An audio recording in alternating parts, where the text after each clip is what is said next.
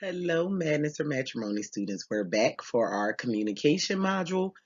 In this module, we're going to just simply discuss astrology, which is one thing that we feel is very important within a relationship and without going through your daily life.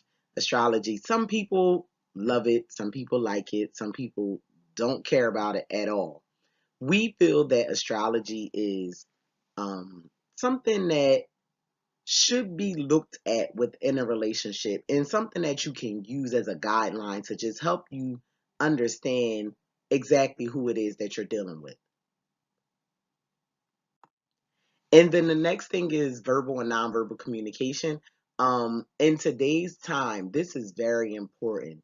Reason why, with text messaging and emailing and a lot of these new age ways of communication, it takes the body language and the communication that we used to have back in the day out of the picture. So we just want to bring that back because body language is a very important factor when you talk about relationships. It gives you the meaning and the depth behind what I'm saying. Am I saying this in an angry way? Am I saying this in a nice, sweet way? Um, so we just want to go over these things because we want you guys to understand how important it is for you to start talking to your mate face to face. If you can't talk to him face to face, over the phone. If you can't talk to him over the phone, then the new age ways of communicating should be one of the last ways that you probably should communicate in. We always say leaving it for informative purposes only. But again, we'll go deeper into that in the next lesson. Now, here we are, the accountability sheet.